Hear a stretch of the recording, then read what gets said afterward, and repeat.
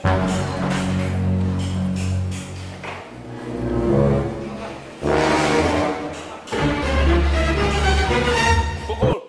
pukul, pukul. Siap.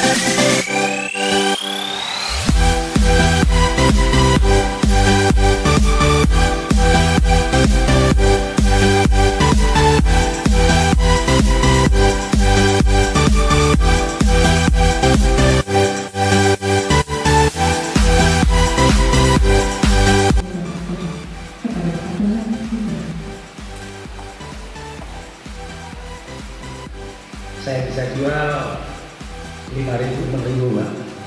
Hanya sekedar untuk katakanlah bisnis. Kalian ya, misal, oh saya mah tidak punya sama sekali kalian. Oke, boleh. Mau kursus apa? Mau latihan apa? Ya. Atau mungkin karena sekarang lagi musim.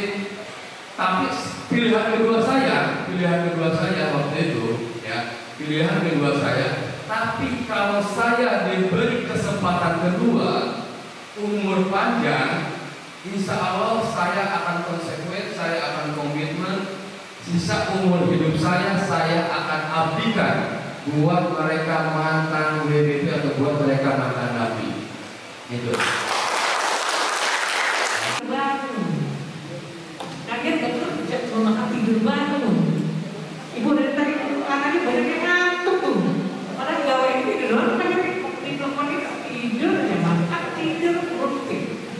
Tapi bilang pelatih pagi-pagi berangkat. Bulan tahun ini Rp5. Jadi satu kali motor Rp25. Itu hampir satu RW saya kasih kerjaan seperti ini. Waktu dulu ya, karena saya dapat pekerjaan orderan 1 juta. Baik, assalamualaikum warahmatullahi wabarakatuh. Kali ini Yayasan Insan Residivis untuk kedua kalinya kembali ke Lapas Paledang Bogor untuk pelatihan pembuatan PIN dan MUK. Nah, kali ini saya bersama Ibu Dini dari Kasih Kegiatan Kerja Lapas Paledang. Ya, Ibu mungkin dengan adanya kegiatan ini harapan Ibu nih buat BBP yang mengikuti kegiatan apa nih Bu? Harapan kami khususnya ya dari Lapas Bogor itu kedepannya agar warga binaan masyarakat Lapas Bogor baik wanita maupun laki-laki itu bisa hidup mandiri dengan bekal pelatihan. Mereka dapat mengembangkan bakatnya dan kemampuannya untuk usaha di luar setelah dia bebas. Jadi ilmu yang didapat dari pelatihan mudah-mudahan bermanfaat bagi mereka dan bisa usaha ke depan untuk masa depan kehidupannya dia. Jadi sangat bermanfaat sekali pelatihan kemandirian khususnya dalam hal ini sekarang pelatihan keterampilan aksesoris dan PIN. Iya. Oke, mungkin kalau untuk yayasannya sendiri nih Bu, tanggapan Ibu mengenai yayasan yang memberikan pelatihan kepada warga binaan, seperti apa sih tanggapan Ibu ketika melihat sebuah yayasan yang bergerak di bidang sosial untuk warga binaan Ibu? Oke.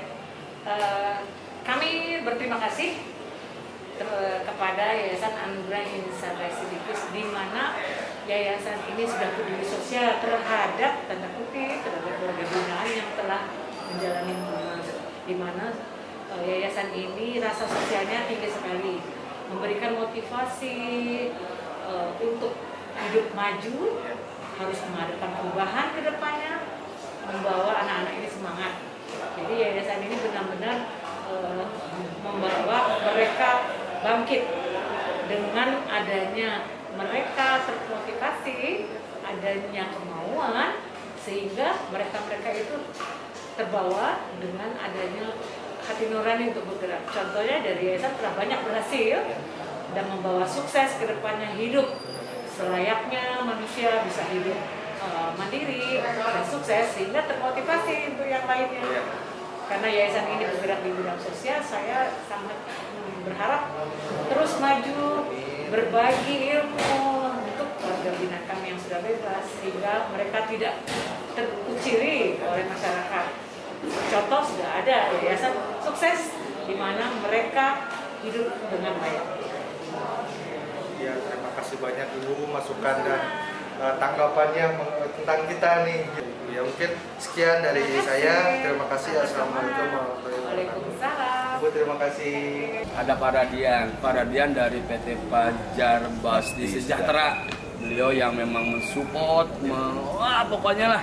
Coba kita tanya Pak Radian bagaimana nih tentang kegiatan pelatihan sablon pada siang hari ini di Lapas Bogor ini. Bagaimana kira-kira tanggapan Pak Radian? Wow ya. Wow. Kenapa saya katakan wow? Karena ya, saya mendukung program Pakalapas. Program Pakalapas simpel tapi bisa membawa makna yang luar biasa. Jika teman-teman kita mensyukuri dan mencoba untuk mau melakukan kegiatan itu dengan sungguh-sungguh, itu akan ada hasilnya.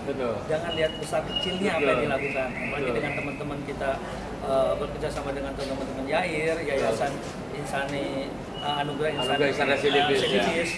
Itu teman-teman punya media, punya tempat, punya tempat untuk curhat, tempat untuk gue punya kemampuan apa nih, bisa kita kontribusikan. Bahkan Kalapas sendiri juga punya program lain lagi setelah ini.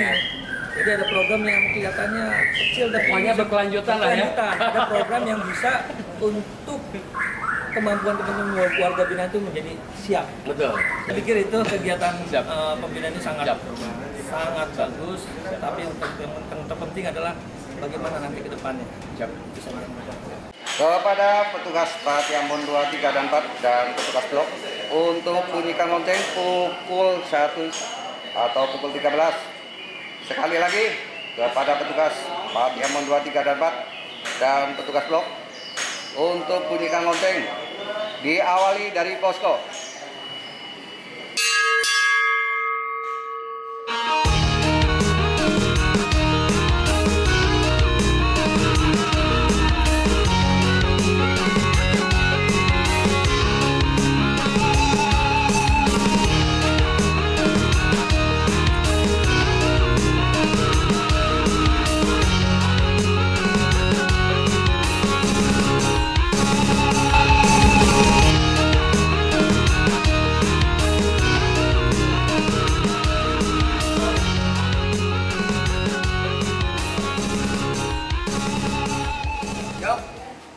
Lagi ngapain, Jok?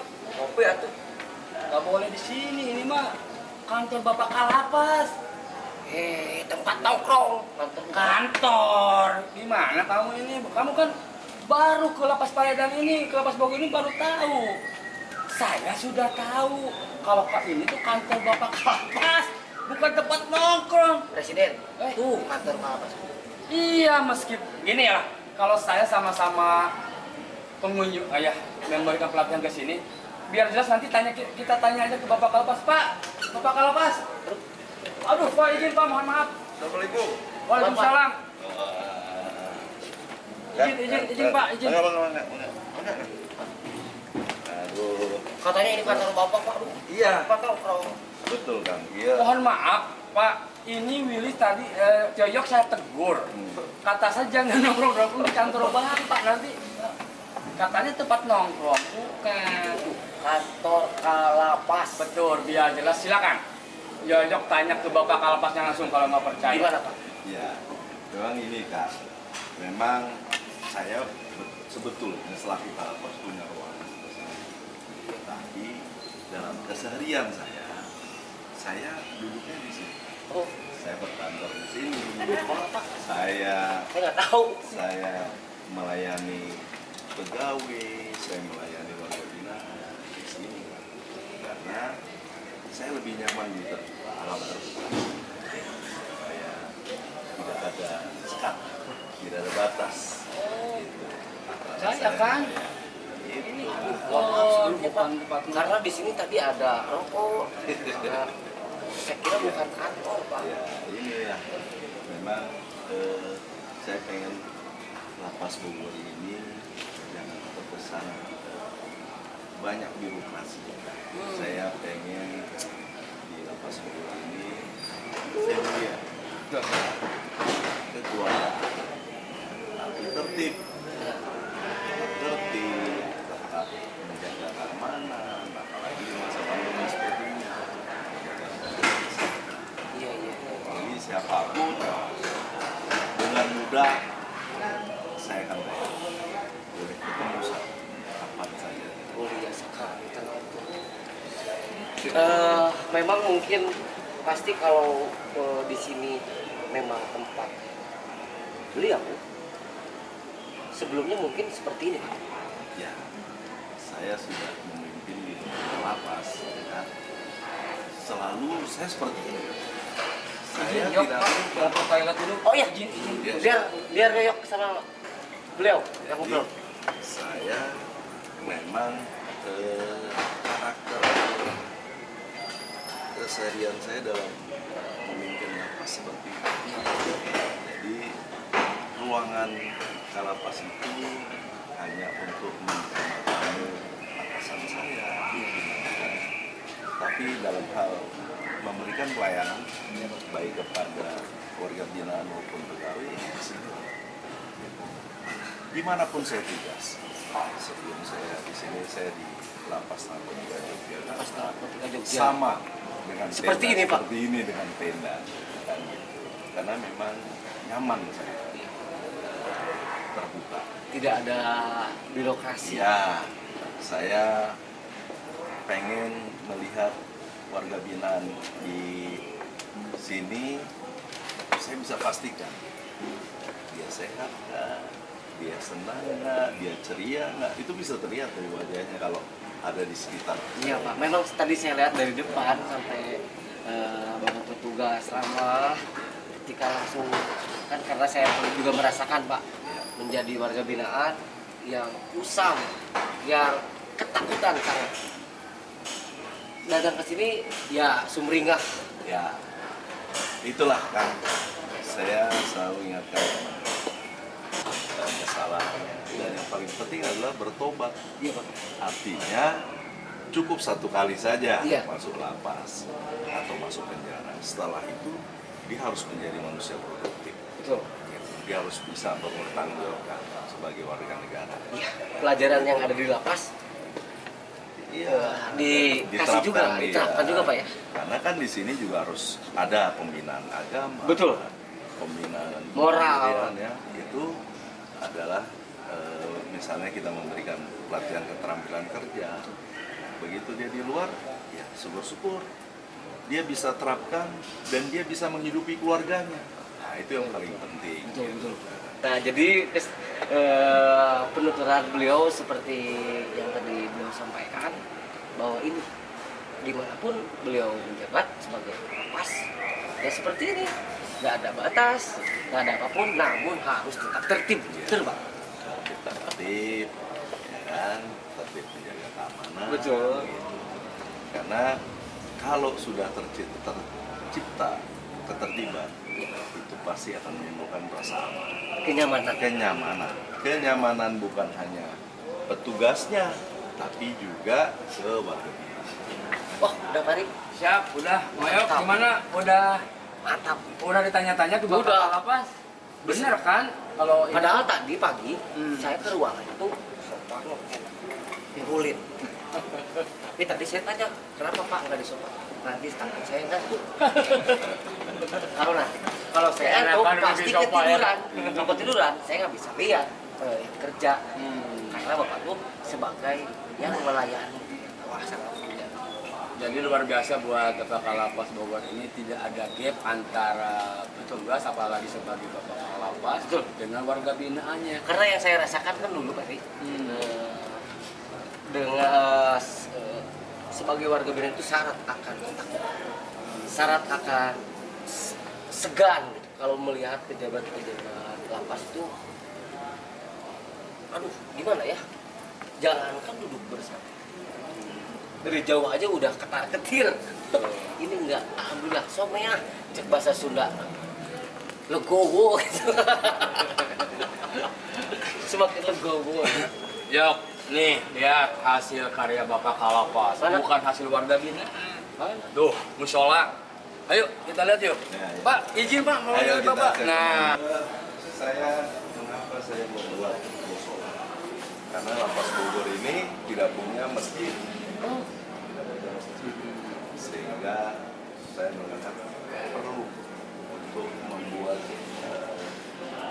tempat untuk melaksanakan ibadah sholat. Musola ini juga boleh dipakai tamu.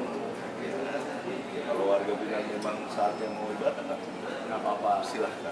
Yang namanya tempat ibadah, tidak melihat siapa, kan di orangnya, silahkan aja. Dan nggak melihat kecil atau besarnya. Dan musola ini musola istimewa kan? Kenapa saya bilang istimewa?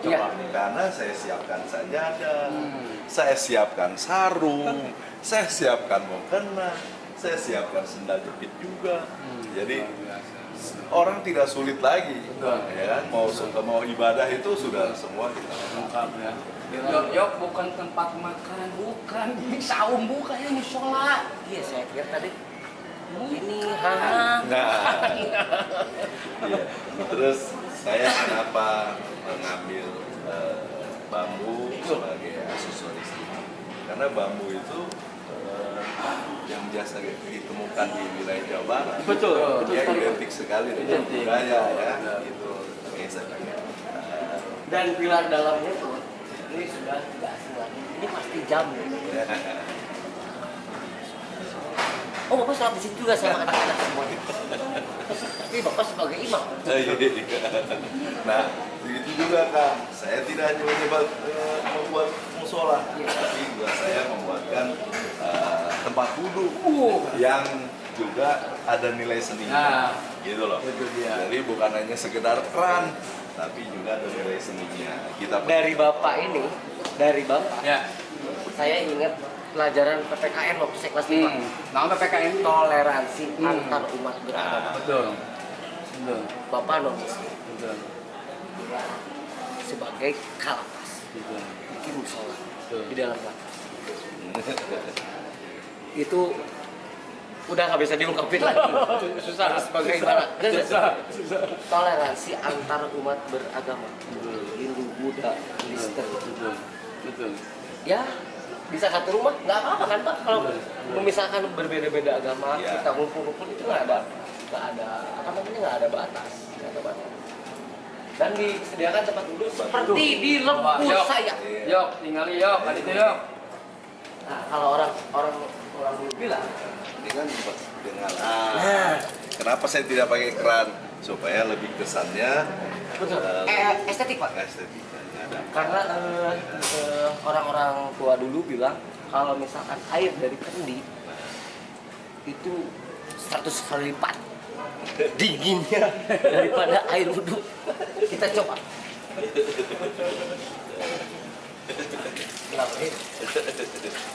Ngajeos guys. Beda air. Luar biasa. Hilang dahaganya. Karena apa? Saya bangga dulu pernah menjadi warga binaan. Karena apa? Sekolah tertinggi bukan universitas bagi saya adalah Tralis Besi. Begitu demikian.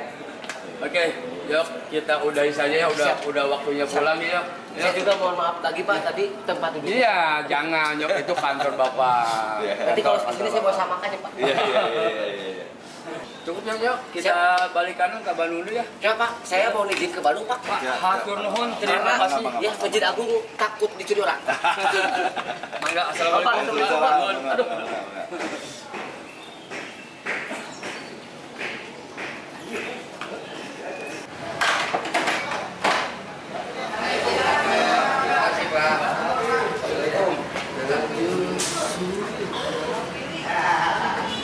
Assalamualaikum warahmatullahi wabarakatuh. Alhamdulillah saya sudah 2 hari di Lapas Bogor Paledang untuk melakukan pelatihan PIN dan MUK ya. Alhamdulillah hari ini sudah selesai dan kita balik Bandung. Ayam Giting.